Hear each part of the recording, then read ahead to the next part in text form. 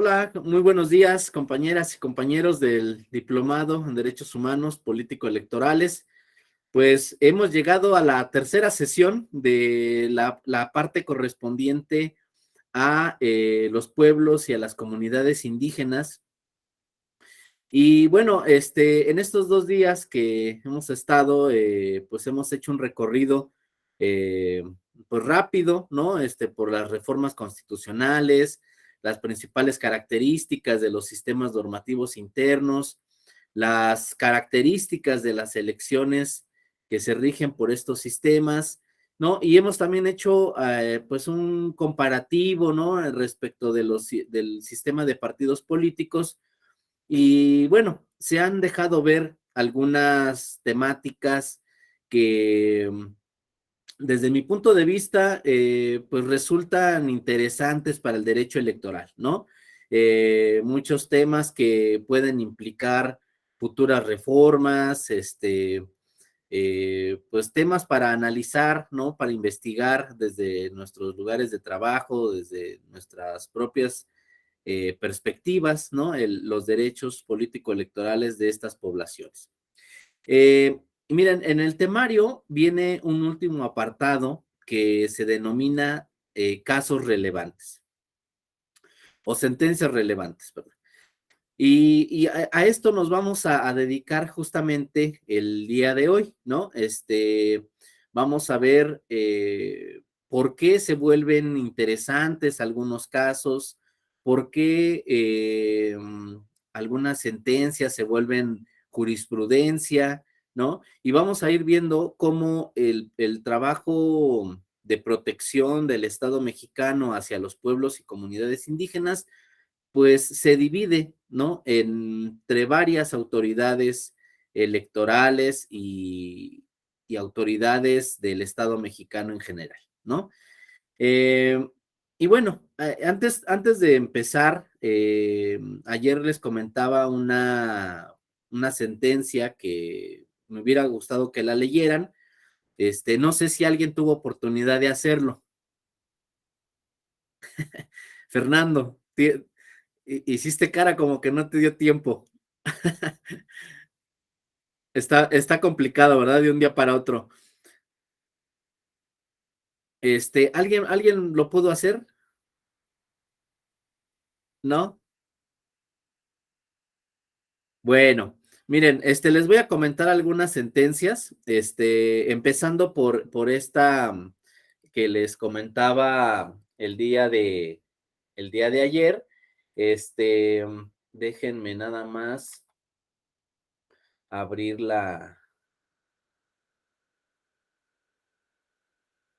aquí está. Bien,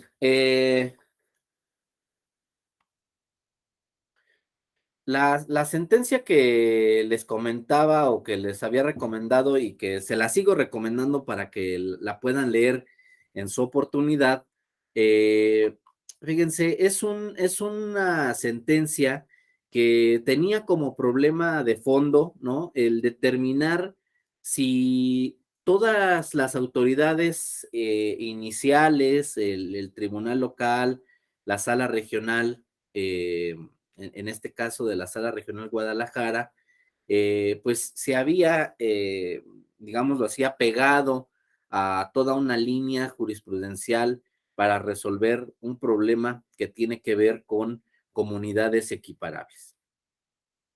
Y bueno, en caso de que no se hubieran apegado a los criterios que se han venido desarrollando de forma histórica, pues que había la oportunidad de que la sala superior pudiera dar una certeza de derechos a una comunidad en el estado de Chihuahua respecto de si podían o no ejercer derechos político-electorales cuando no son propiamente una comunidad indígena, ¿no? O una comunidad afromexicana, que son las que tenemos reguladas en nuestra constitución política de los Estados Unidos mexicanos, ¿no?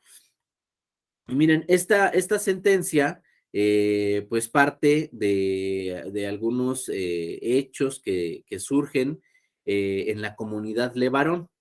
Esta comunidad de Levarón se encuentra en el estado de Chihuahua y fue una comunidad que empezó a sufrir algunas cuestiones graves, ¿no?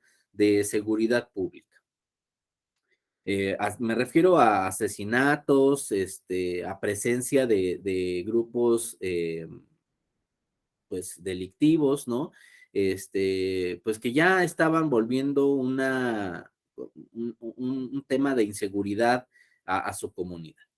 Entonces, fíjense, esta comunidad, los representantes de esta comunidad acuden en un primer momento al ayuntamiento de Galeana, ¿no? A solicitar, fíjense, una declaración por parte del ayuntamiento de, eh, de que esta comunidad cuenta con derechos colectivos, fíjense, a la libre determinación, a la autonomía y al autogobierno, ¿no? Son cuestiones que habíamos mencionado en la primera sesión, que nuestra constitución pues reconoce derechos individuales y derechos colectivos, ¿no? Y como parte de los derechos colectivos, pues justamente en la constitución, pues propiamente explícitos están el derecho de libre determinación y el de autonomía, ¿no? Y yo les decía que pues eran, digámoslo así, dos grandes derechos que nos permiten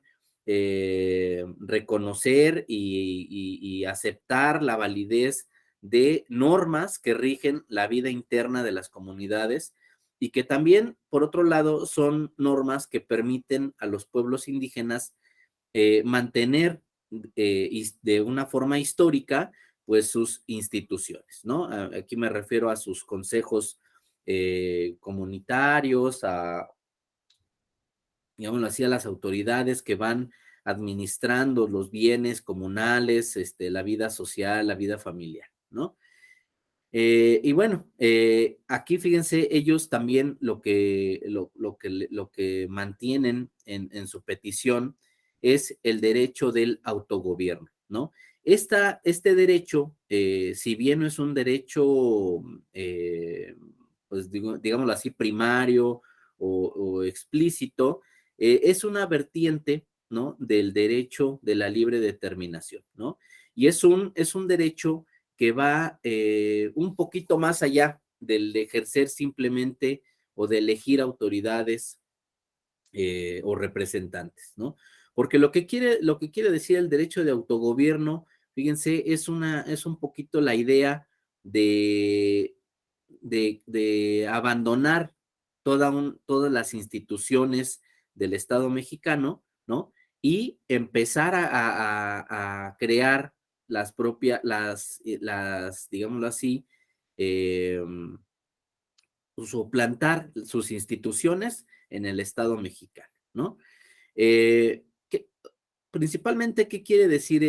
¿A qué nos lleva el autogobierno? ¿No? Pues por un lado, hacerse cargo de todas las responsabilidades o todas las funciones municipales, ¿no? Que generalmente tienen los ayuntamientos respecto de lo que competa a una comunidad, ¿no?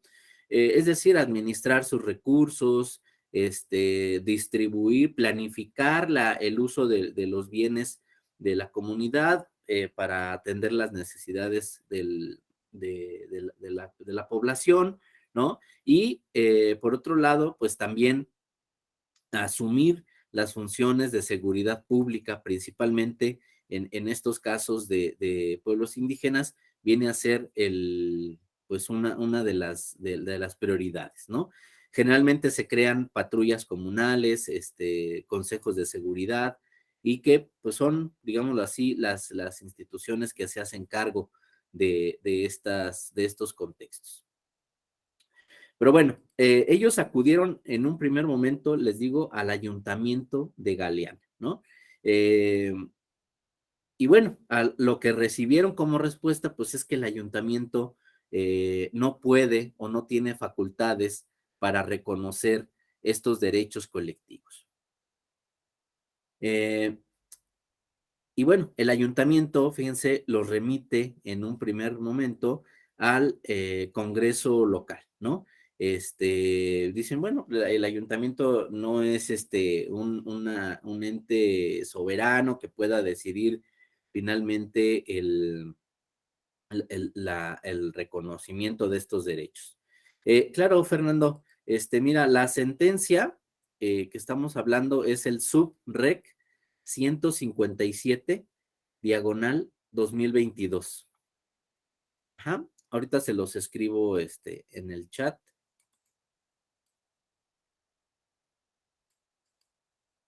A ver, aquí la tienen. Ahí está, Fernando. Y bueno, ante esta respuesta, ahora sí, estas personas acuden al tribunal local, ¿no?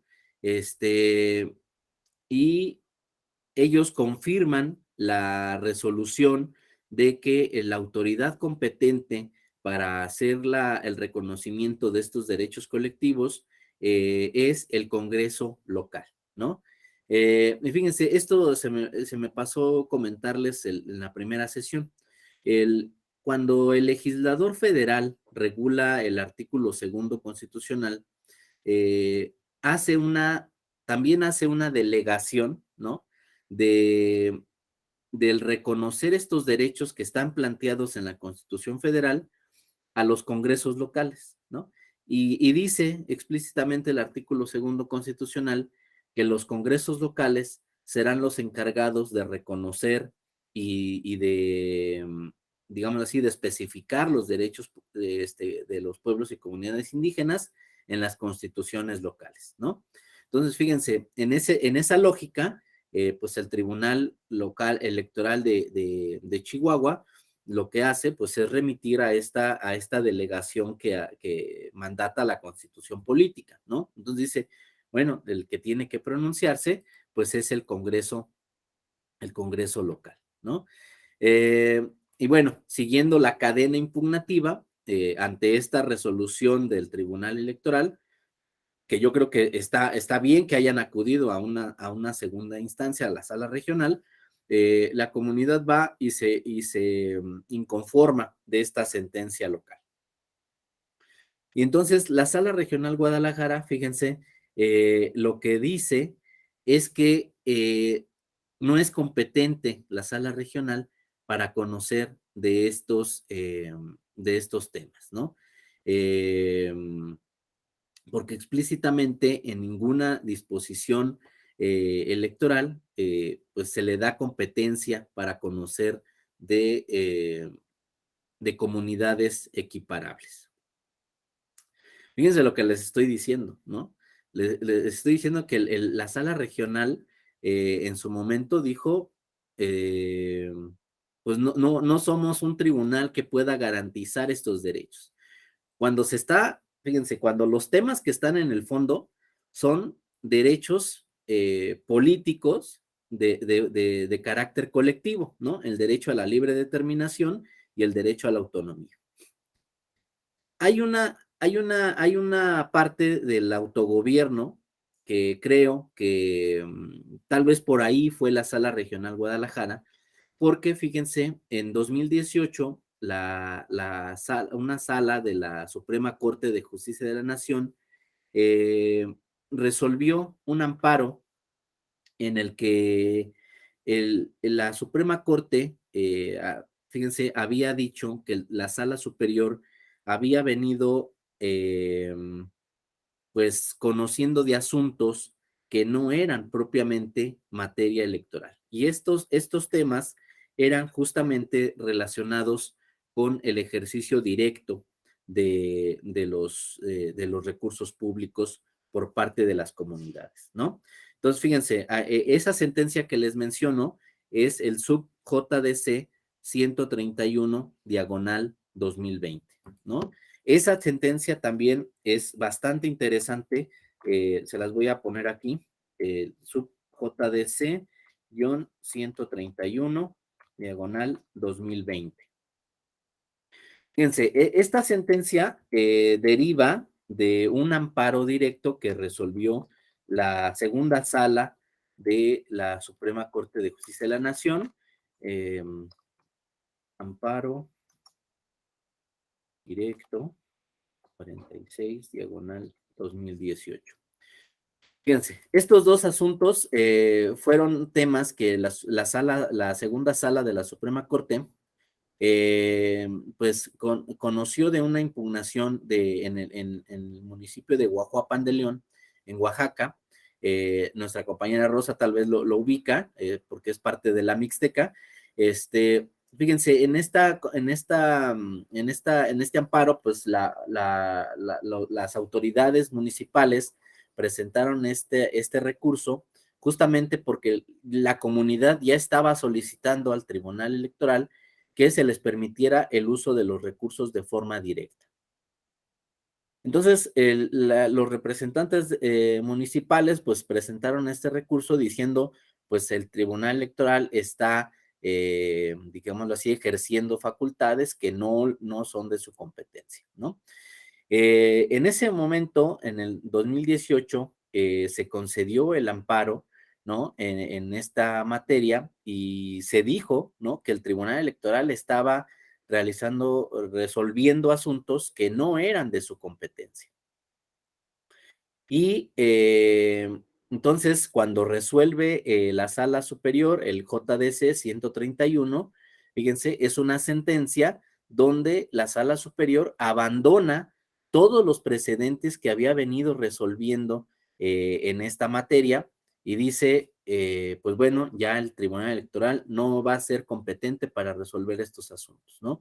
Quienes son los competentes para resolver los temas del uso directo de los recursos públicos son los juzgados indígenas que están en los tribunales superiores de justicia de cada entidad federativa, ¿no?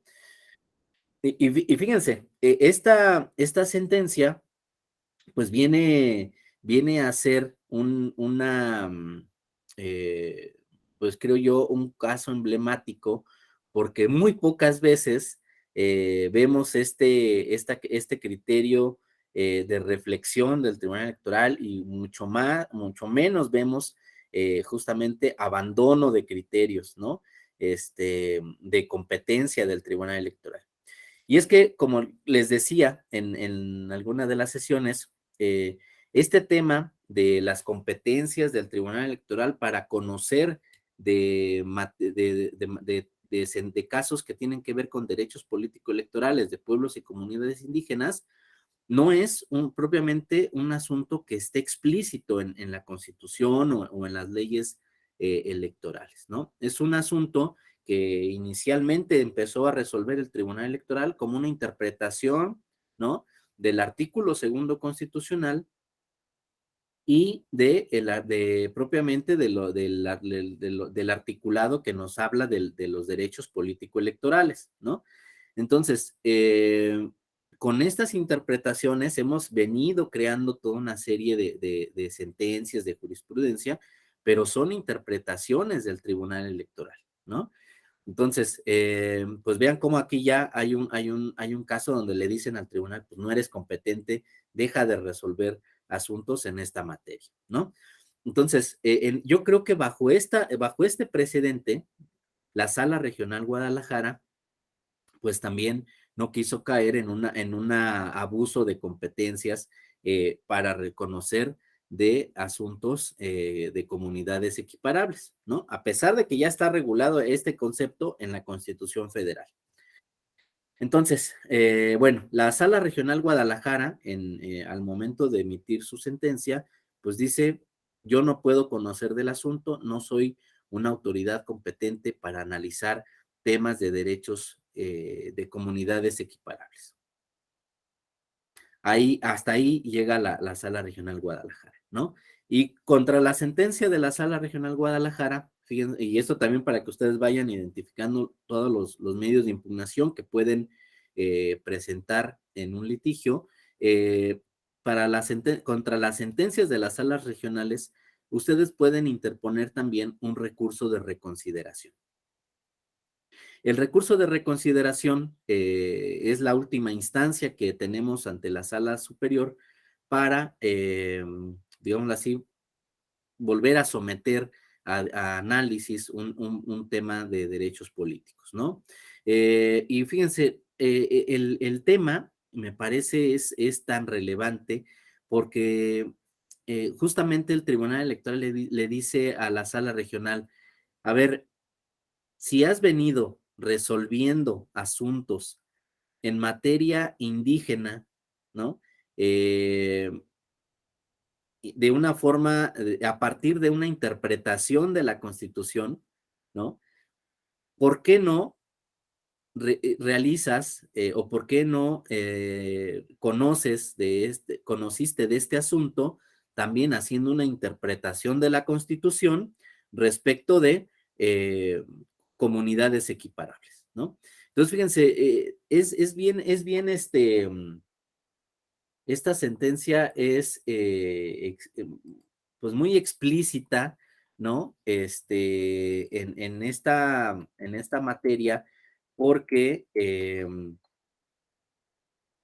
la sala superior lo que hace es decirle a la sala regional que desconoció em, en esta sentencia toda una línea jurisprudencial de derechos en la que se había venido protegiendo a estos grupos poblacionales, ¿no? A los indígenas, a los afromexicanos y a todos los grupos étnicos en general, ¿no? Y por lo tanto, fíjense lo que hace la sala superior es no simplemente regresar el tema a la sala regional Guadalajara, ¿no? Sino que hace ya un pronunciamiento de fondo.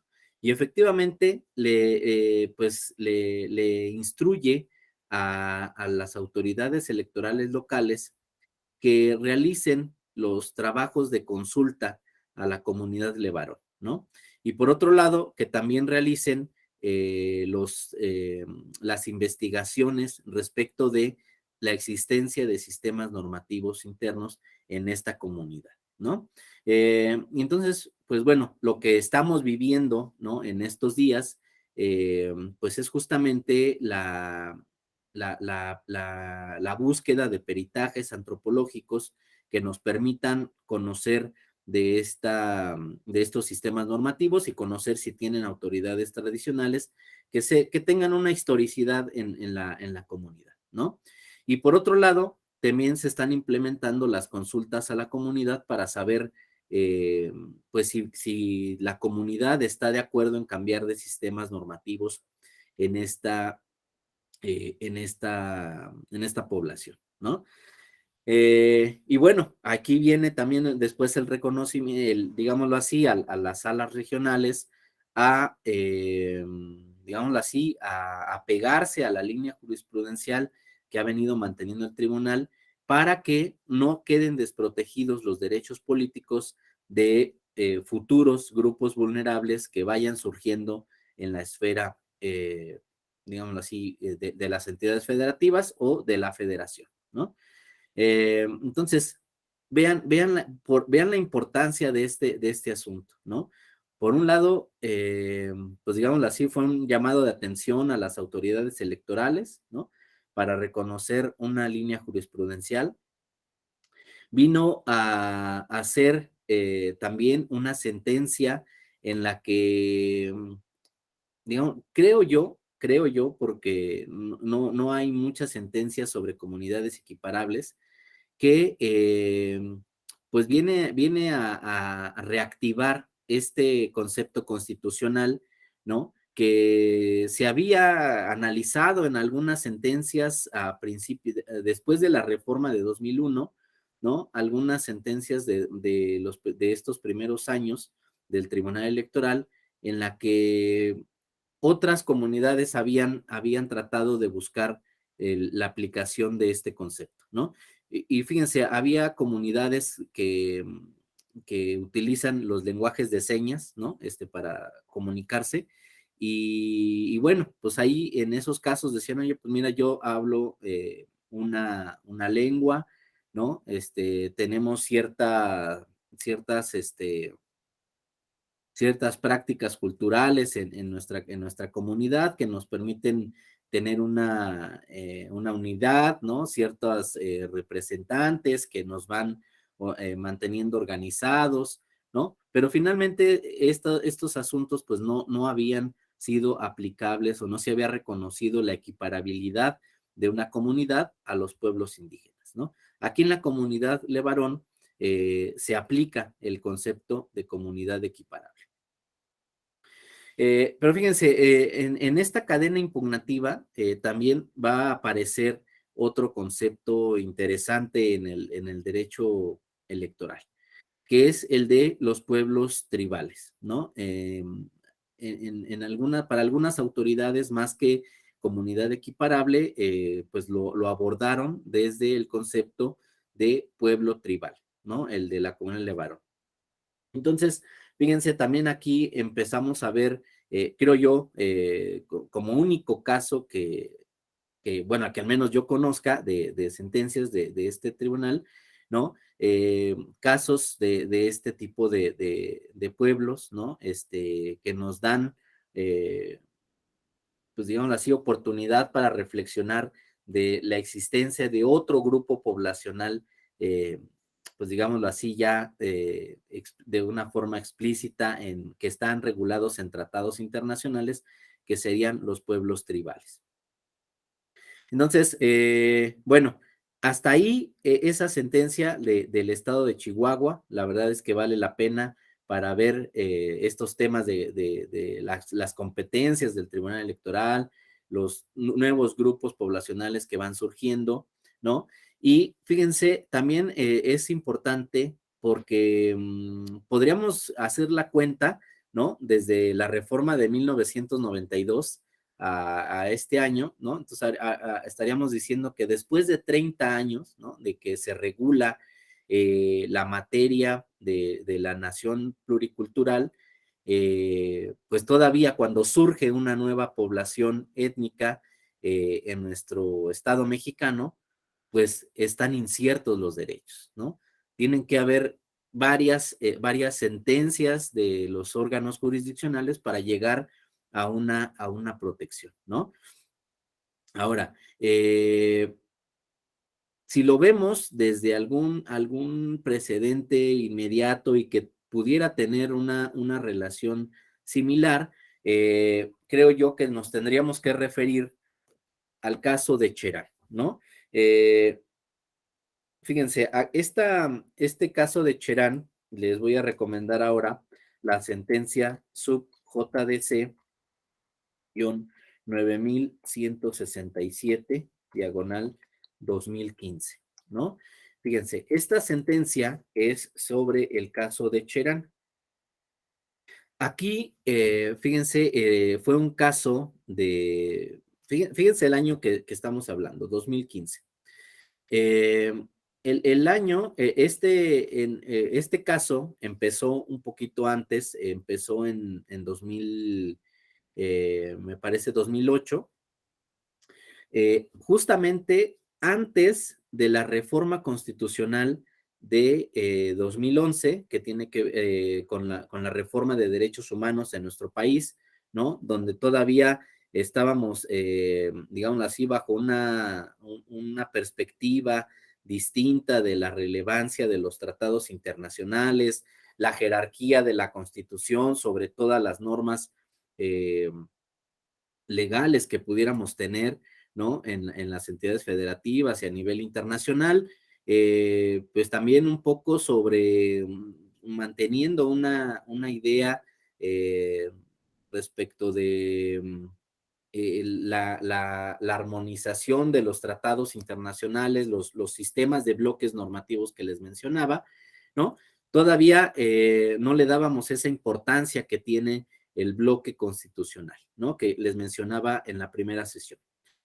Entonces, fíjense, el caso de Cherán surge antes de esta reforma de derechos humanos, pero es una sentencia que se adelanta a esta reforma y que hace toda una interpretación de control de convencionalidad y un control constitucional, ¿no? Y nos deja como un precedente previo a la reforma de que los derechos políticos de los pueblos y de las comunidades indígenas pues son derechos humanos que deben de ser protegidos por los tribunales electorales.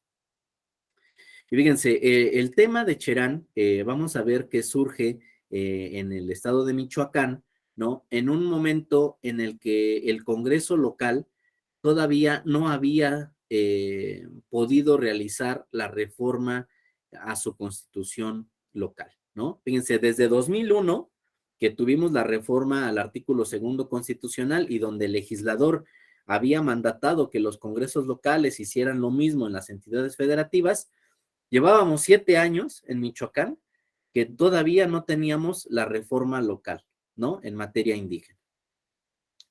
Y entonces, Cherán, fíjense, también un poquito similar a la comunidad de Levarón, pues empieza a tener la presencia de talamontes, ¿no? Y algunos grupos de la delincuencia organizada que se empezaron a filtrar en la comunidad, ¿no? Y entonces empiezan a tener pues una deforestación severa en la comunidad, empiezan a tener problemas de inseguridad, y frente a estos retos, pues acuden al Tribunal Electoral, bueno, en un primer momento al Instituto Electoral del Estado de Michoacán, justamente para solicitar que se les permita elegir a sus autoridades tradicionales a partir de sus sistemas normativos, ¿no? Y fíjense, aquí viene, esta petición a las autoridades electorales van acompañadas de un contexto en el que la comunidad se apropia de los caminos de la comunidad, ¿no? Cercan las entradas y salidas de la comunidad de Cherán, ¿no? Y se hacen cargo, ¿no? Digámoslo así, en un ejercicio del derecho a autogobierno, ¿no? Se hacen cargo de la seguridad pública de su comunidad. Entonces, por un lado, están ejerciendo derecho de autogobierno y por otro lado, solicitan el reconocimiento de sus sistemas normativos a través de autoridades electorales. Entonces, fíjense, el instituto recibe la solicitud, ¿no? Y al momento de decidir, pues, qué hacer, el instituto se enfrenta a los vacíos legales, ¿no? Entonces dice, pues no puedo, digámoslo así, resolver el asunto porque todavía no hay una reforma constitucional en la entidad federativa, ¿no? No sabemos si el Congreso local va a aceptar que puedan elegir autoridades a través de sistemas normativos. Pero digámoslo así, el instituto local también lo que hace en un sentido, digámoslo así, de avanzada en su resolución, es solicitar la emisión de 2 peritajes para tener elementos para resolver el asunto, ¿no? Entonces, fíjense, se allega de un peritaje antropológico y de un peritaje jurídico internacional. Ya se imaginarán por dónde va el instituto, ¿no? Dice, bueno, si no hay nada en la entidad federativa y no puedo en ese momento todavía hacer una interpretación de control constitucional, ¿no? Porque el control todavía estaba concentrado y abstracto, ¿no? Eh, pues iba a buscar una interpretación de los derechos internacionales. Pero fíjense, el peritaje antropológico le dice al instituto, sí hay sistemas normativos internos, sí hay autoridades tradicionales, ¿no? Entonces sí hay posibilidad de realizar pues una autorización de ejercicio de derechos eh, de sistemas normativos internos, ¿no? Sin embargo, el peritaje jurídico lo que hace pues es enfocarse al sistema de jerarquía normativa, un poco a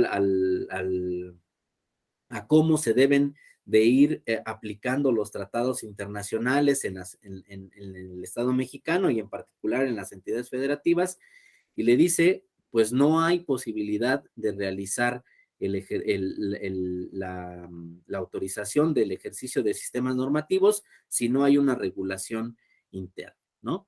Y entonces, en esa línea, el Instituto Electoral pues niega el ejercicio de los sistemas normativos internos, ¿no? Y bueno, afortunadamente, fíjense, la población de Cherán, pues acude al Tribunal Electoral, ¿no?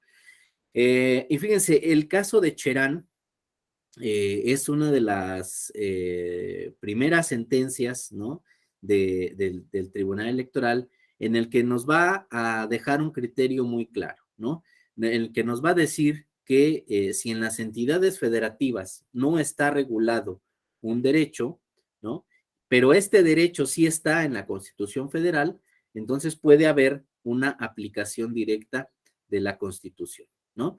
Y entonces, en el caso de Cherán, pues al final se resuelve en el sentido de que sí es posible ejercer sus sistemas normativos internos en aplicación del artículo segundo constitucional federal, ¿no? Y bueno, derivado de esta sentencia, pues Cherán ha venido eligiendo a su Consejo Mayor, ¿no? En diferentes periodos, y pues le ha permitido pues ser un referente para otras poblaciones en el estado de Michoacán, ¿no? Eh, También pues ha sido referente nacional para casos de San Luis Potosí,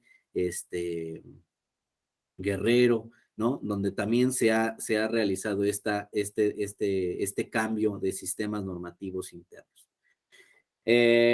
Y bueno, esta es otra sentencia que vale la pena mencionar, ¿no? Miren, estoy retomando alguna bibliografía que tenemos disponible en la editorial del Tribunal Electoral. Ahorita les voy a dejar la liga de la editorial para que ustedes puedan también tener acceso a estos materiales, ¿no? Y fíjense, el tema de por qué abordar diferentes sentencias, creo yo, es porque en la actualidad, bueno, no sé si sepan, la última reforma del Poder Judicial empezó a darle relevancia al sistema de precedentes en la impartición de justicia en el Estado mexicano, ¿no?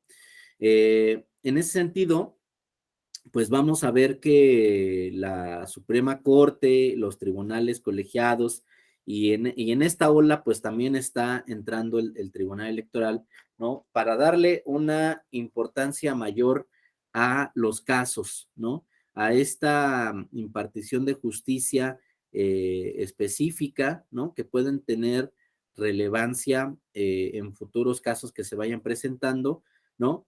Y ya no vamos a tener que esperar la jurisprudencia o la reforma legislativa, ¿no? Que atienda un derecho en cuestión. Entonces, por eso es importante ir conociendo los asuntos en en esta materia, ¿no? Eh, Fíjense, hay otros, hay un caso que quiero mencionarles que es un asunto que se resolvió en 2021 en el estado de Tlaxcala. Fíjense, en el proceso local, en el proceso federal intermedio, ¿no? Cuando se iban a elegir eh, diputaciones, eh, pues surge el tema del alcance de los sistemas normativos internos, ¿no? Como yo les mencionaba, en la Constitución Federal está muy acotado al ámbito municipal, ¿no? Generalmente nos hemos quedado en este nivel de gobierno, ¿no? Y todo lo demás, pues se rige a través de sistemas de partidos políticos. Y en este caso, fíjense, comunidades indígenas del estado de Tlaxcala solicitaron a las autoridades electorales que se les permitiera elegir a sus diputados locales a través de sistemas normativos internos. Creo yo que una de las peticiones más innovadoras en la materia electoral, ¿no? creo que no había estado planteado este tema sobre la mesa en la materia electoral. Y fíjense, en este asunto había algunas variantes que hubieran hecho que se desechara el asunto y tal vez lo hubiéramos conocido hasta el proceso electoral federal de 2024, ¿no? O en alguna otra entidad federativa. El tema es que ya estaba en proceso o en desarrollo el proceso electoral, ¿no? Ya habían pasado el periodo de 90 días antes de que iniciara el proceso electoral para poder hacer reformas a la legislación electoral y poder permitir este cambio de sistemas de elegir autoridades legislativas. Entonces, pero fíjense, a pesar de que estaba el proceso ya en desarrollo, no se desechó la demanda, ¿no? Se aceptó el escrito, ¿no? Por la relevancia del tema y fíjense, se reconocieron dos cosas. Uno, que quien puede cambiar los sistemas normativos internos no son los tribunales electorales, sino que deben de ser los congresos locales. Esa fue algo que ya se dejó explícito, ¿no? Y que ha venido siendo reiterativa la sentencia en la comunidad de Levarón, en el caso Chera, ¿no? Pero aquí ya lo dejamos muy, muy claro nuevamente. Pero fíjense, lo que hace el Tribunal Electoral, pues no es nada más remitir al Congreso y que el Congreso, de acuerdo a sus periodos legislativos, pues emita la reforma, ¿no? O el pronunciamiento, sino que hizo un estudio de la constitucionalidad o sí, de la constitucionalidad respecto de este planteamiento, ¿no? Y lo que dijo el Tribunal Electoral es que sí puede ser constitucional, ¿no? O sea, sí puede ser válido que los pueblos indígenas elijan a sus representantes ante el Poder Legislativo a través de sistemas normativos internos, ¿no? O sea, ya el Tribunal Electoral dijo, puede ser que sí sea constitucional, pero lo tiene que decidir el Consejo, el Congreso local, ¿no? Y fíjense, algo bien importante de esta resolución es que se retomó una sentencia de la Corte Interamericana de Derechos Humanos, ¿no? Eh, Déjenme, les voy a poner aquí el caso de la Corte.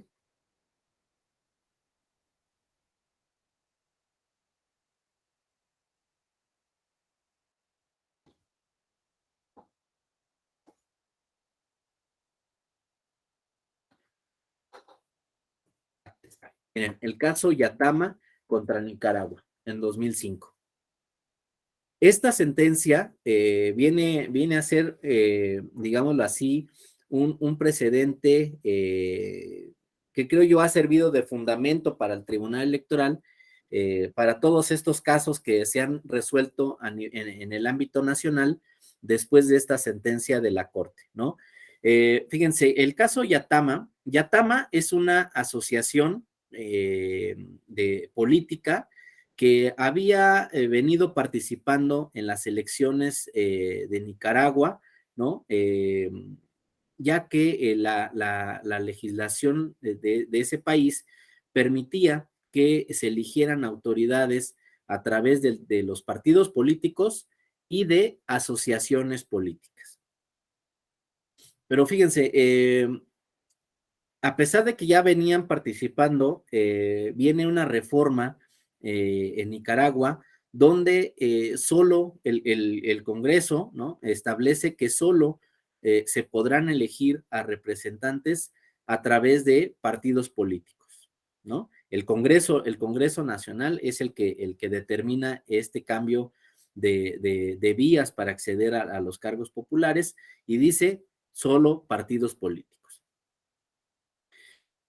Yatama se inconforma ante esta reforma legislativa, ¿no? Y dice, oye, pues es que los partidos políticos no son una vía que reconozcan las comunidades indígenas para participar en la vida política de nuestro país, ¿no?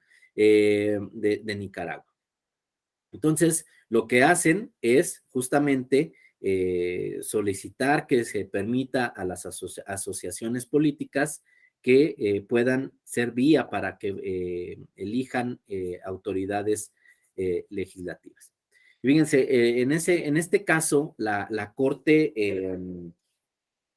Interamericana de Derechos Humanos, pues aquí viene a decir este criterio, ¿no? Que ha venido reconociendo el Tribunal Electoral, ¿no?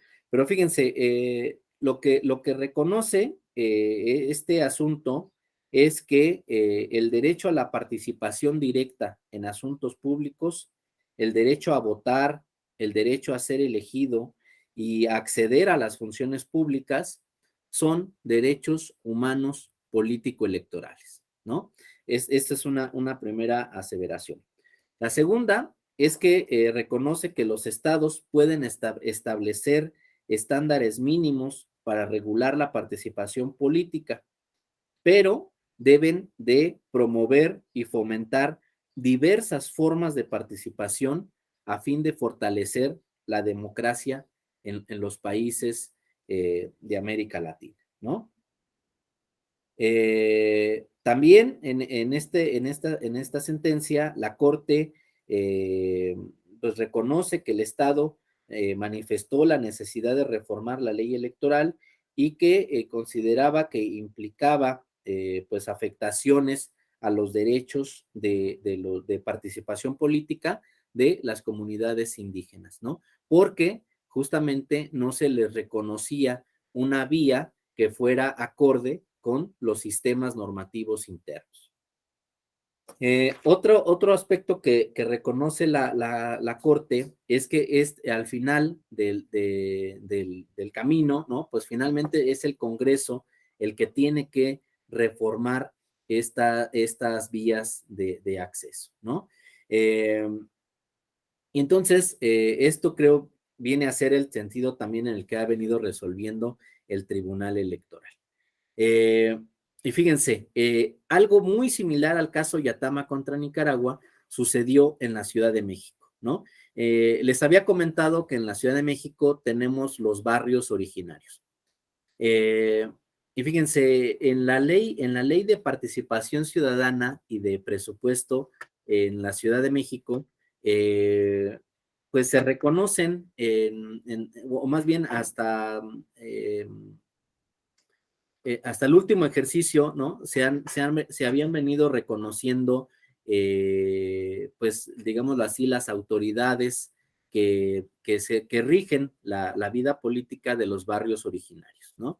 Sin embargo, se intentó reformar esta ley de participación ciudadana para, digámoslo así, homologar, digamos, el nombre de las autoridades que iban a hacer los enlaces para el desarrollo de las consultas ciudadanas, ¿no? Eh, pero fíjense, de esta reforma a la legislación de este mecanismo de participación ciudadana, pues parecía menor el asunto, ¿no? Parecía que todavía se iban a reconocer a autoridades que fueran enlaces, ¿no? Con el Instituto Electoral de la Ciudad de México y que iba a haber una coordinación ciudadana, ¿no? Para estos mecanismos. Pero fíjense, los barrios originarios, pues digamos así, no les pareció la homologación de la denominación de las autoridades que iban a hacer los enlaces y defendieron el nombre de sus autoridades tradicionales, ¿no? Y entonces, pues se echó para atrás la reforma a la ley de participación ciudadana en la Ciudad de México a efecto de que en las demarcaciones donde hay barrios originarios se mantuviera el respeto a las autoridades tradicionales y que se mantuviera el nombre de pues estas instituciones, ¿no? Entonces, vean aquí que, digámoslo así, en una reforma política, pues el cambio de denominación, ¿no? O el restringir vías de participación pueden ser motivo de sanciones, ¿no? Al Estado mexicano por desconocer instituciones o desconocer reglas de los sistemas normativos internos que los dejen desprotegidos, ¿no? Son algunos temas interesantes. Fíjense, también en el caso de la Corte Interamericana, siguiendo con los precedentes, fíjense, también tenemos el caso Escué Zapata contra Colombia en 2007, ¿no?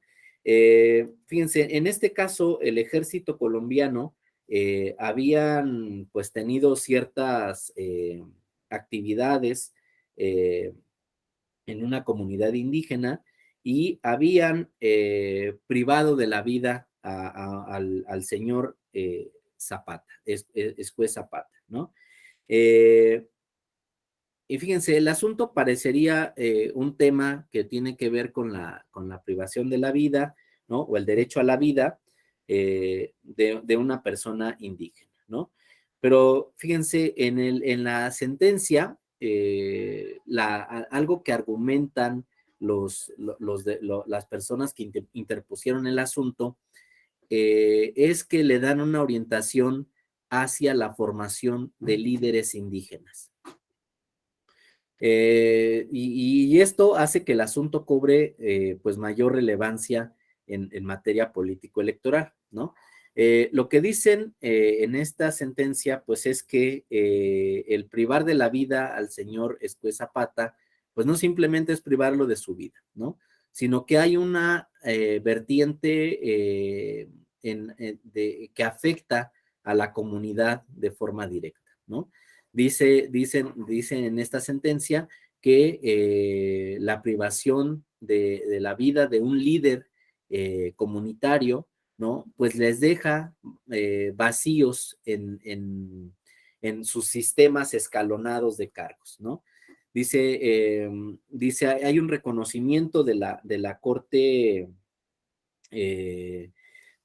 Interamericana que, por ejemplo, pues hace referencia a que la comunidad indígena alegó violación al derecho consagrado en el artículo 23.1 de la Convención Interamericana en su doble dimensión, ¿no? En la individual, referente a la afectación del ejercicio del derecho a participar en el ejercicio de funciones públicas, y en la dimensión social, respecto a la violación de los derechos políticos, fíjense, del pueblo, a designar a quién gobernaría y cuidaría de acuerdo con sus tradiciones, usos y costumbres, sus asuntos públicos, así como su derecho a influir y participar a través de sus representantes en la formación de las decisiones que afectan su proyecto de vida colectivo, ¿no? Fíjense, aquí entonces está otra vez la vertiente de derechos individuales y derechos colectivos, ¿no? Por un lado, el derecho de la persona a ejercer la función, ¿no? Una vez que fue privado de la vida, pero por otro lado, el derecho colectivo a decidir quiénes deben de ejercer los cargos, ¿no? Entonces, esta sentencia del caso Escué Zapata contra Colombia, pues también es un precedente interesante, ¿no? Para darle la relevancia que tienen los sistemas escalonados en las comunidades indígenas y que el hecho de que una sentencia, por ejemplo, digámoslo así, anule una elección de diferentes o de algunos de los cargos en el sistema escalonado, pues puede generar conflictos al interior de las comunidades, ¿no? Porque si le decimos como tribunal electoral, oye, esta persona no debe ocupar un cargo, ¿no? Entonces, lo que le decimos a la comunidad, pues es, tienes que alterar el escalonamiento y ver quién tiene el perfil para ocupar dicho cargo, ¿no? Pero bueno, fíjense, esta sentencia pues viene a reconocer esto, ¿no? De forma explícita se los leo digamos así, la conclusión de la Corte. Dice, la pérdida de un líder para el pueblo significó una desmembración y daño a la integridad de la colectividad, frustración ante la enorme confianza depositada en él para ayudarlos a realizar el buen vivir y sentimientos de pérdida ante los esfuerzos colectivos realizados para que, apoyado por su comunidad, pudiera actuar en desarrollo de su misión como persona especial, ¿no? Ahí está la conclusión de la Corte Interamericana. El último caso que les quiero comentar es de la Corte Interamericana, es el caso Pueblo Indígena Quechua contra Ecuador de 2012, ¿no? Aquí se los pongo porque el nombre luego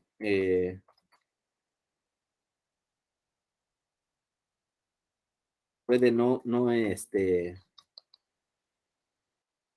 ser muy claro si, al momento de pronunciarlo. Pero miren, esta sentencia también fue emblemática en la Corte Interamericana porque fue un asunto donde por primera vez la Corte Interamericana realiza una visita in situ, ¿no? A una comunidad indígena para realizar una diligencia, digámoslo así, de acercamiento con toda la población, ¿no? Generalmente, fíjense, en los asuntos quienes se involucran, pues son los representantes que ya están electos de una comunidad, ¿no? Entonces son los que atienden todas las diligencias, los que realizan los alegatos, los que están aportando las pruebas, ¿no? Los que están realizando la defensa del caso.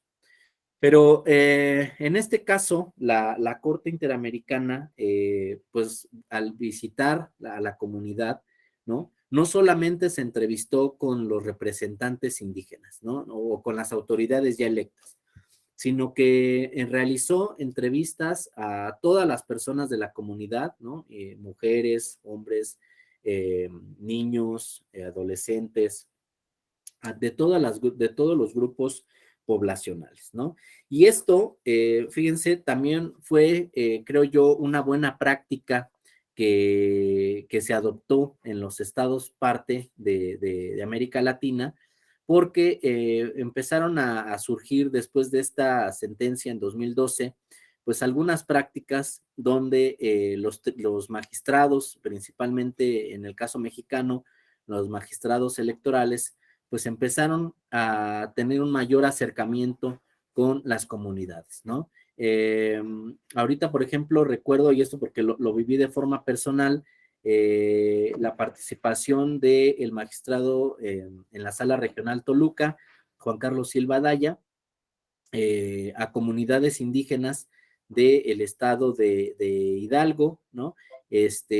Donde pues el magistrado acudía a las comunidades, ¿no? Y se realizaban entrevistas, ¿no? Con las personas que eh, pues permitían tener una idea de cómo estaban percibiendo al tribunal electoral, ¿no? Cómo veían, por ejemplo, la emisión de sentencias respecto de sus sistemas normativos internos, ¿no? Y ahí justamente, por ejemplo, salía a la luz muchas veces la importancia de las lenguas, ¿no?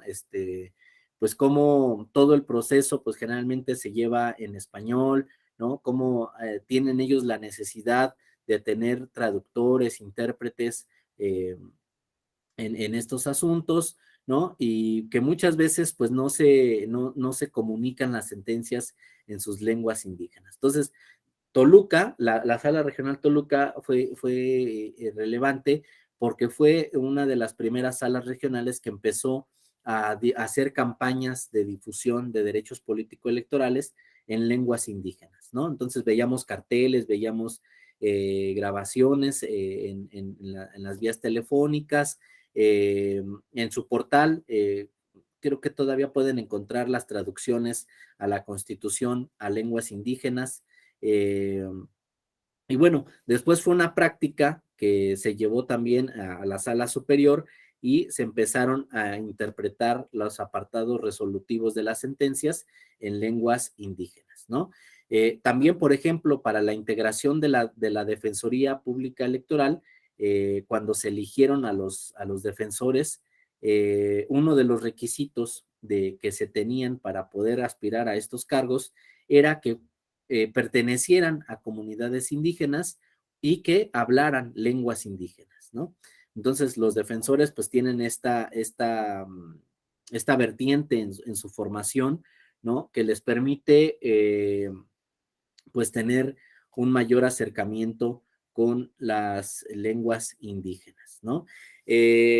Fíjense, otro tema que también tiene que ver con el acercamiento de autoridades electorales, y esto es un poco la idea de romper, pues, esta idea de que el derecho electoral se imparte desde un escritorio, ¿no? Y que nunca hay una comunicación con las comunidades, que es el tema de la autoadscripción calificada, ¿no? Les decía la sesión pasada que cuando alguien se inconforma de una autoadscripción, ¿no? Pues viene el tema de probar quién tiene la razón, ¿no? Si el que dice que no pertenece a una comunidad indígena o el que dice pertenecer a la misma. Y bueno, muchas veces con las pruebas, pues puede haber una claridad, ¿no? Respecto de la adscripción y respecto del respaldo de la comunidad, pero muchas veces no es suficiente el cotejar o el solicitar documentales probatorios. Fíjense, en 2021, el Instituto Nacional Electoral, cuando emitió su lineamiento para regular acciones afirmativas, estableció que en temas de autoadscripción, en caso de dudas, el personal del Instituto Nacional Electoral podría visitar a las comunidades, ¿no? Para verificar la validez de los documentos y para aclarar cuáles son, digámoslo así, los documentos válidos por la comunidad, ¿no? Y fíjense, 2021 entonces fue el primer ejercicio en comunidades indígenas donde las autoridades electorales acudían a las comunidades, ¿no? Y verificaban cuáles eran los documentos que deberían de ser validados, ¿no? Y esto llevó a la pérdida de muchas candidaturas indígenas que se habían postulado por partidos políticos. Y las sorpresas también fueron bastante relevantes, ¿no? Llegaban a las comunidades y las comunidades no tenían conocimiento de la emisión de documentos, no había habido un acercamiento de partidos políticos para respaldar candidaturas indígenas, ¿no? Entonces, fue bastante interesante y esto, fíjense, llevó al Instituto Nacional Electoral a organizar una consulta nacional, ¿no? Respecto de autoadscripción calificada, que no sé si ustedes ya lo hayan percibido en su entidad federativa, pero todavía, por ejemplo, en la semana pasada todavía algunos estados estaban llevando a cabo los foros de consulta, ¿no? Pero bueno, la importancia de este ejercicio del Instituto Nacional Electoral, fíjense, fue en dos sentidos. Uno, identificar autoridades tradicionales o autoridades que pudieran ser las competentes para emitir estos documentos, ¿no? Eso fue una vertiente de la consulta. Y la otra, digámoslo así, que las propias comunidades indígenas sean las que digan qué documentos son los que pueden ser válidos para acreditar una candidatura, ¿no? Entonces, creo yo que con este ejercicio que realiza el Instituto Nacional Electoral servirá para contar con una base de datos bastante importante en esta materia, ¿no? Que será interesante estudiarla, será interesante ver cuáles son estos documentos que a nivel nacional nos emiten las comunidades indígenas y poder pues tener claridad en este tema, ¿no? Fíjense, este tema surge también, por ejemplo, con un tema novedoso, que es el de los pueblos binacionales. Fíjense, en el norte del país hay comunidades indígenas que por la división geográfica y la división política de la frontera con Estados Unidos, pues son comunidades que tienen poblaciones en territorio estadounidense y en el estado mexicano, ¿no? Entonces, pues bueno, hay también la posibilidad de que las comunidades indígenas tengan representantes en los ayuntamientos, ¿no? Y entonces, en el caso de los pueblos binacionales, lo interesante aquí es que las personas que vayan a ser representantes ante el ayuntamiento, pues no pertenezcan a la población que radica en el territorio estadounidense, ¿no? Sino que tienen que ser representantes de la población que radica en el Estado mexicano, ¿no? Y fíjense, estos asuntos de los pueblos binacionales justamente fue una sentencia que emitió la Sala Regional Guadalajara, ¿no? Donde tuvo que hacer una investigación de las autoridades tradicionales y, por ejemplo, identificó que la autoridad que estaba postulando al representante ante el ayuntamiento en el Estado mexicano era una autoridad que estaba en el otro lado de nuestro país, ¿no? Entonces, por lo tanto, pues tuvo que hacer una investigación, ¿no? De las autoridades que radican en el territorio mexicano y finalmente, pues permitió hacer este cambio de representantes para que fuera una persona mexicana, ¿no? Dice Fernando Zamora, o birregionales como la Costa Chica de Guerrero y Oaxaca. Ándale, es un buen tema, Fernando. Sí, hay bastantes cuestiones, ¿no? Que vuelven un poquito más complejo el tema, ¿no? De la territorialidad en la que radican los pueblos y comunidades indígenas, ¿no? Pero hay que tener presente esta situación, ¿no? Para darles un tratamiento idóneo, ¿no? Todos estos asuntos que les he mencionado, eh, creo que me permiten dar paso a un tema eh, que tiene que ver con una perspectiva que mantiene como política pública el Tribunal Electoral, ¿no? Y esta perspectiva es la perspectiva multicultural, ¿no? Bajo la cual conoce el Tribunal Electoral prácticamente pues todos los asuntos que conoce en derecho electoral, ¿no? Porque algo que se tiene que asegurar el Tribunal Electoral es que no estén involucrados derechos de pueblos y comunidades indígenas, ¿no? Este es un tema, digámoslo así, de checklist del Tribunal Electoral, ¿no? En un asunto.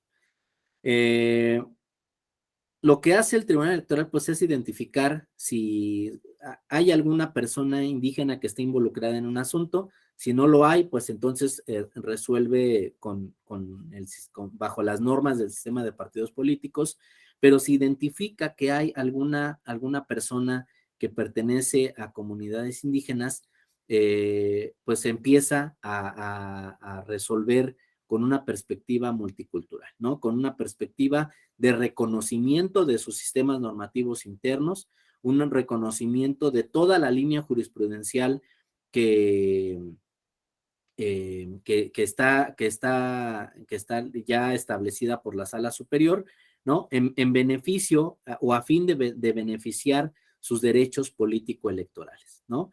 Fíjense, la Sala Regional Ciudad de México tuvo una sentencia que no parte de la persona, ¿no? O sea, no parte de que una persona se autoadscriba como indígena, sino que dice la Sala Regional Ciudad de México, puede haber casos donde las personas ni siquiera mencionen que pertenecen a un pueblo indígena o que se autoadscriban como miembros de alguna comunidad indígena, pero puede ser que, dijo la Sala Regional Ciudad de México, puede ser que la temática de la controversia nos lleve a pensar, ¿no? Que el asunto amerita ser tratado con una perspectiva multicultural, ¿no? Y entonces, esto también lo tienen que tener ustedes presente, o sea que no solo es la persona, sino que también la materia del asunto que vayan a plantear puede ser planteado desde una perspectiva multicultural, ¿no? Y por lo tanto, pues tenemos que darle este tratamiento en beneficio de los derechos político-electorales, ¿no? Eh, otro criterio del Tribunal Electoral es la progresividad de los derechos de pueblos y comunidades indígenas, ¿no? Este principio, ¿no? Nos lleva digamos así, por el momento, y aquí voy a despertar un poquito más el comentario de Minerva que mencionaba en la primera sesión, ¿no? Pues de tener preestablecido, ¿no? Un criterio de darle mayor relevancia a los sistemas normativos internos en nuestro país, ¿no? Porque fíjense, el criterio de progresividad lo que nos dice es que una vez que los pueblos indígenas ya ganan derechos, ¿no? Digamos así, solo a través de una decisión propia de los pueblos y de las comunidades indígenas se pueden echar para atrás esos derechos ya ganados, ¿no? A lo que me refiero es que si viene una población no indígena y quiere afectar derechos ya ganados para los pueblos indígenas, pues difícilmente se van a poder echar para atrás, ¿no? O se pueden afectar estos derechos. Tienen que ser los propios pueblos indígenas los que decidan cambiar o abandonar sus sistemas normativos internos, ¿no?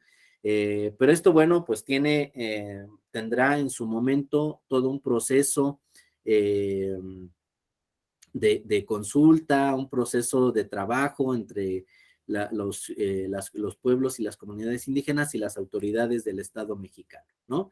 Eh, También este último comentario que les hago me lleva a decirles que en esta protección del Estado mexicano en razón de derechos político-electorales, quiero decirles que es un trabajo que realizan muchas autoridades estatales, ¿no? Fíjense, en cuanto a la protección abstracta de los derechos político-electorales, vamos a tener el papel de la Suprema Corte de Justicia de la Nación al resolver las acciones de inconstitucionalidad sobre leyes que afecten derechos político-electorales de pueblos y comunidades indígenas, ¿no? Ahí vamos a tener una primera autoridad.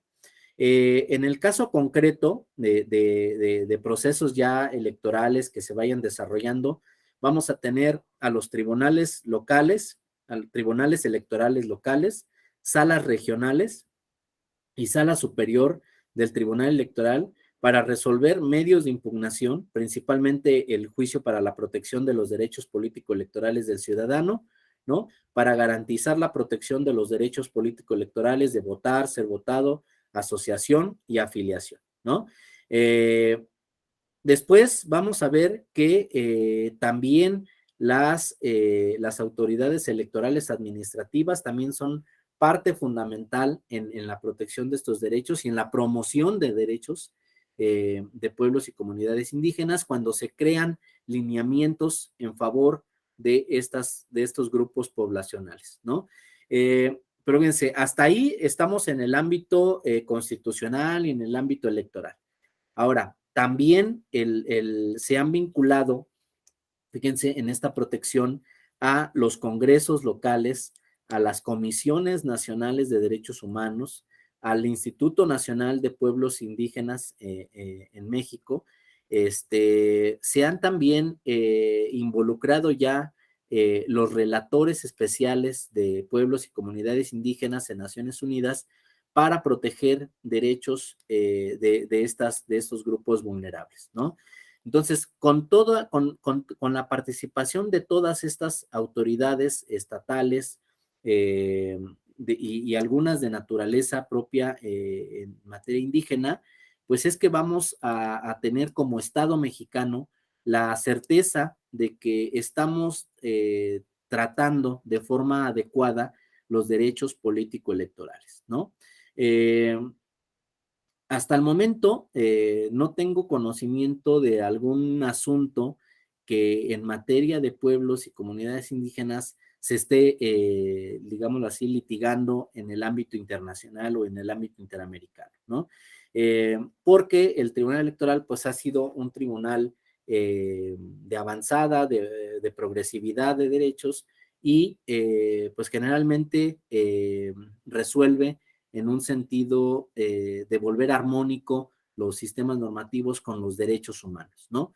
Entonces, creo que por eso en este diplomado el tema ha sido muy apropiado y espero que les haya sido de interés a ustedes como parte de su formación en este diplomado que imparte la Escuela Judicial Electoral, ¿no?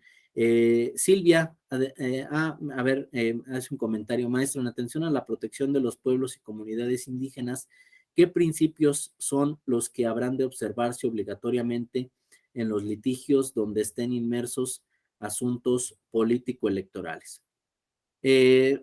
Silvia, ¿te refieres a principios respecto de los derechos político-electorales?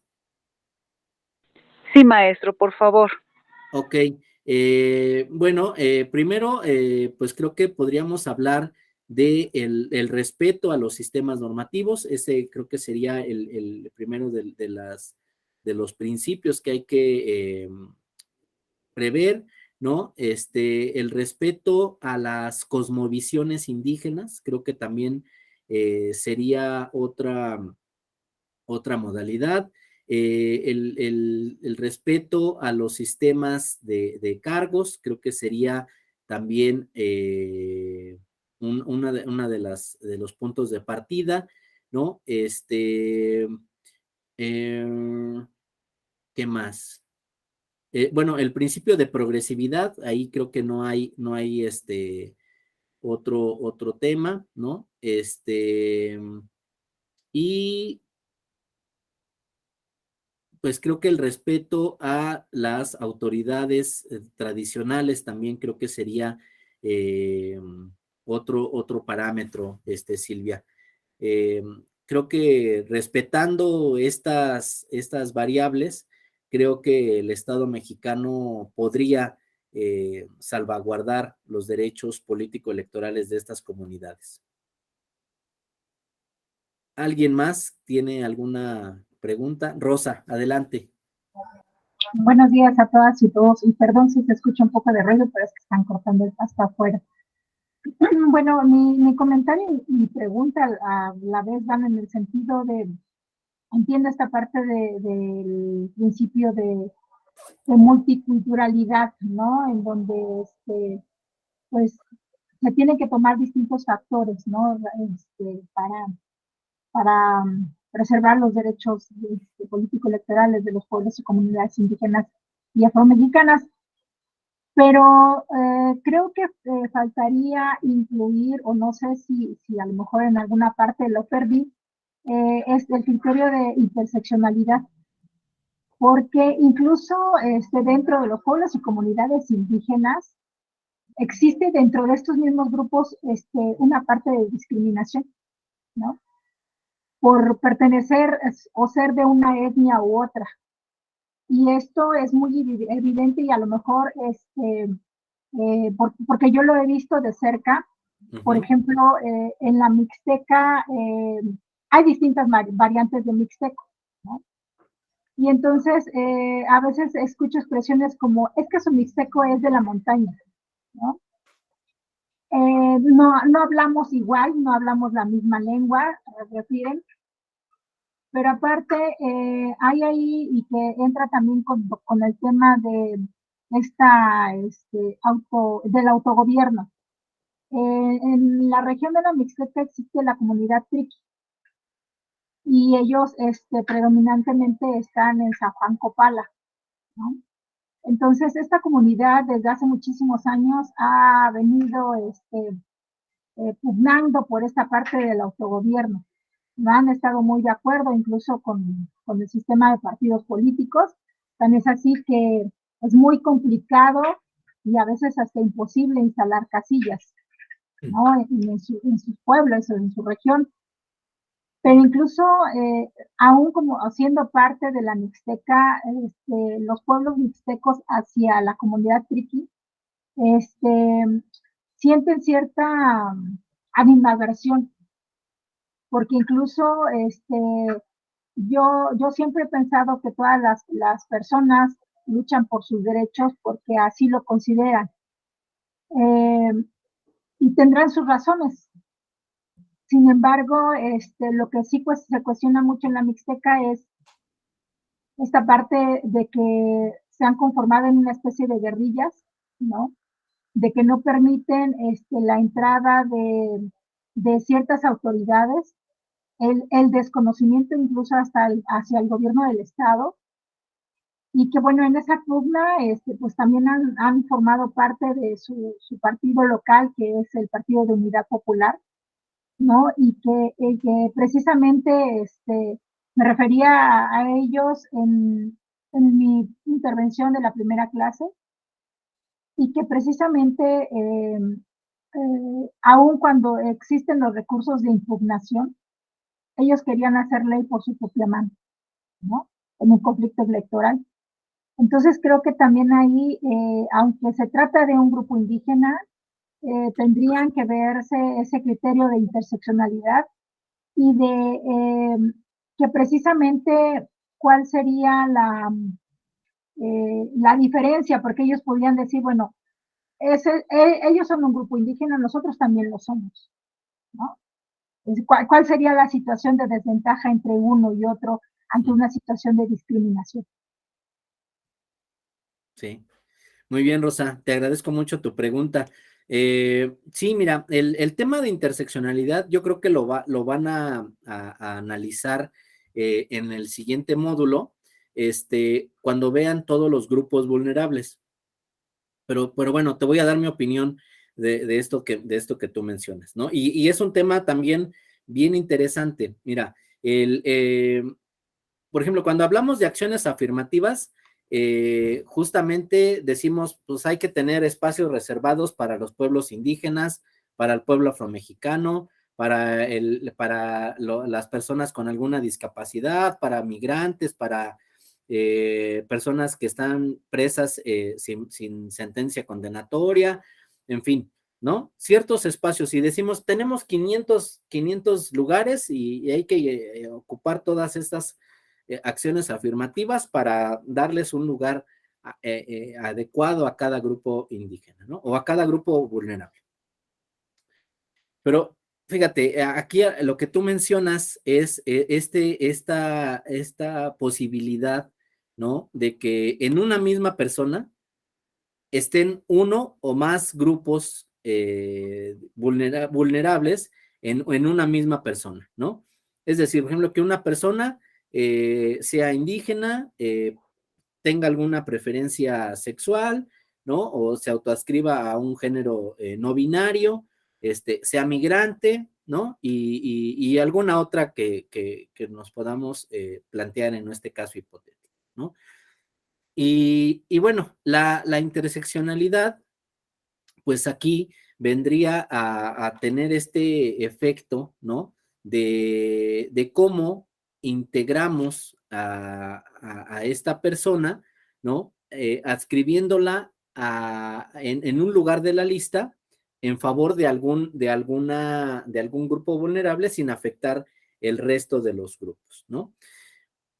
O también pues mencionar este tema de que en una persona o en una pues comunidad se puedan estar presentando problemas entre diferentes, digámoslo así, grupos, ¿no? Que aspiran a un derecho.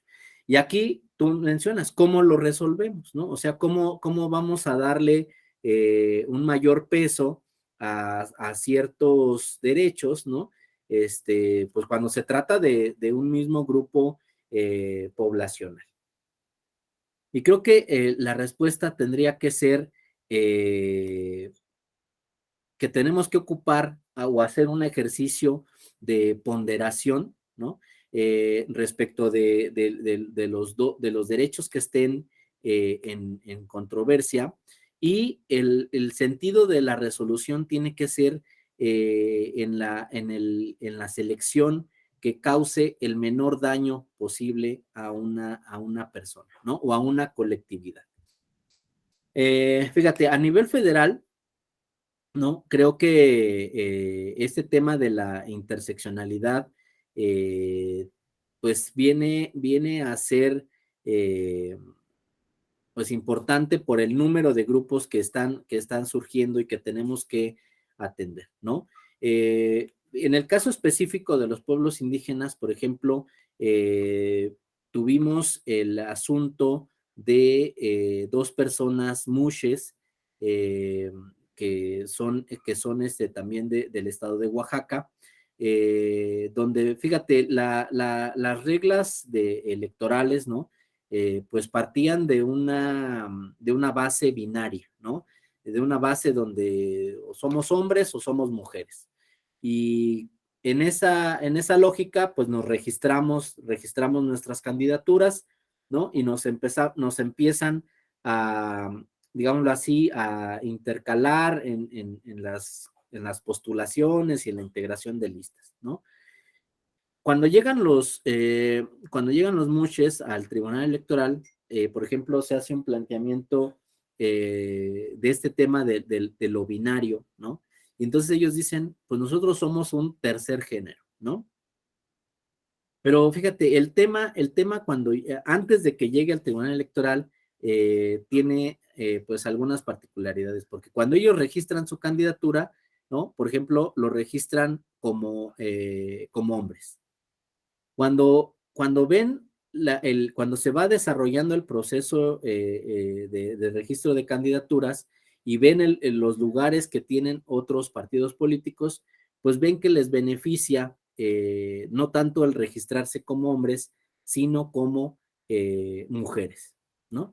Y entonces, pues ahí viene una primera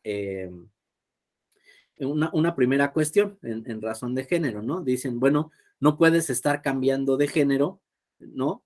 Conforme te vaya beneficiando más un proceso electoral, ¿no?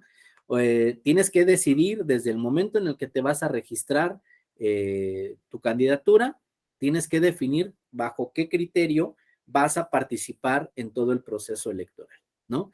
Entonces, aquí algo que quiero resaltar con ustedes es que una persona puede tener varias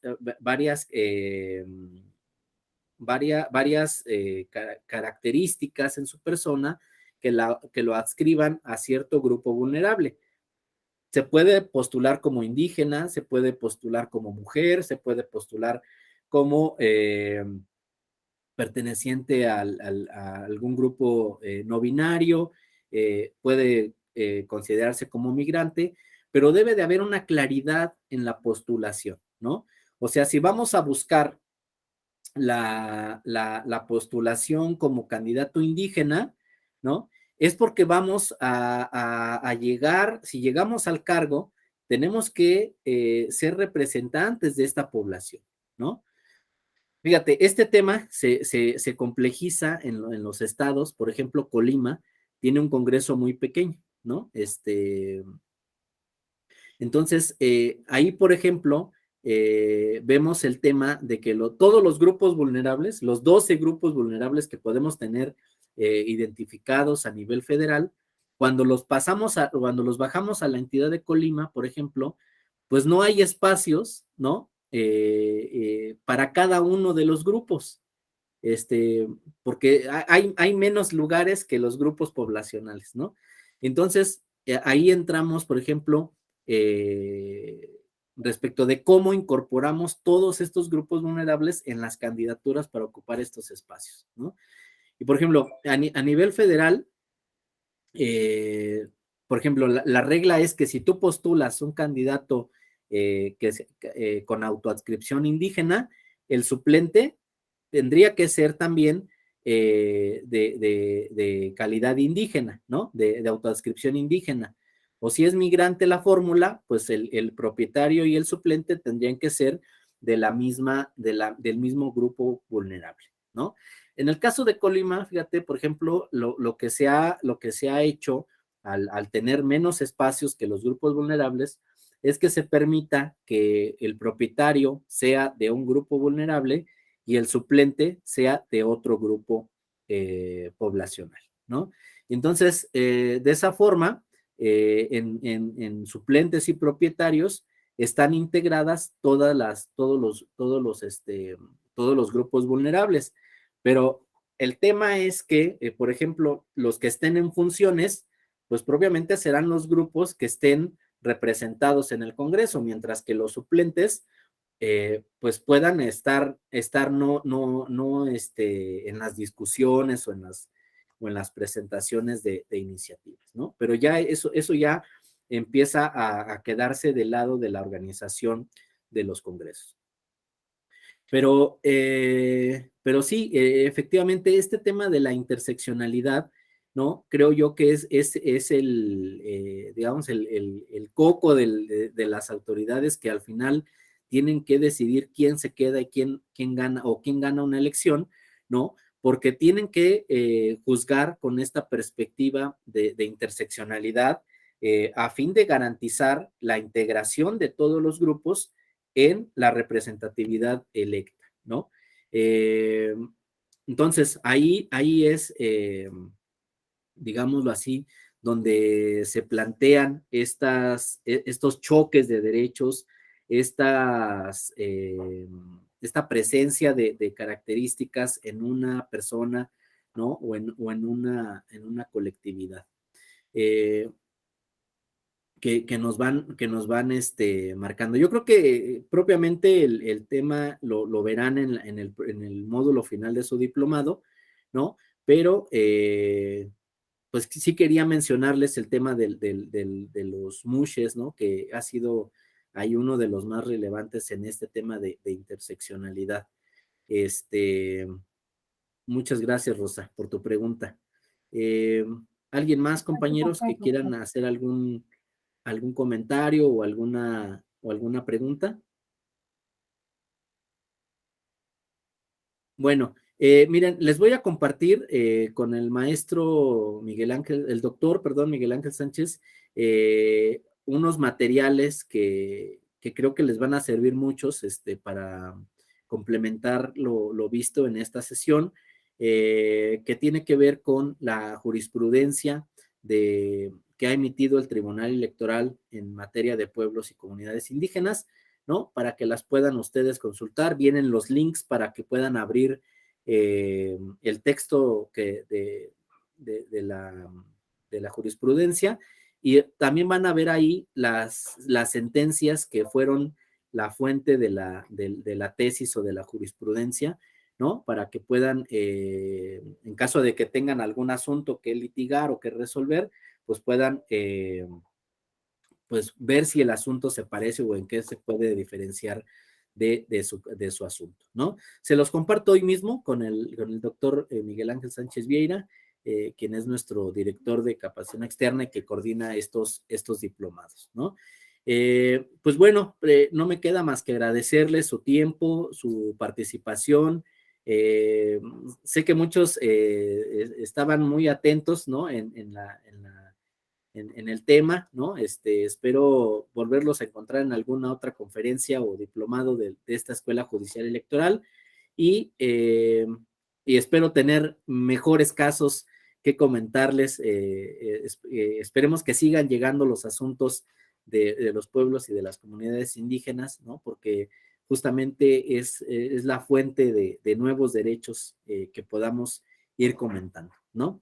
Pues por mi parte sería todo. Les agradezco mucho su asistencia y espero que concluyan satisfactoriamente su diplomado.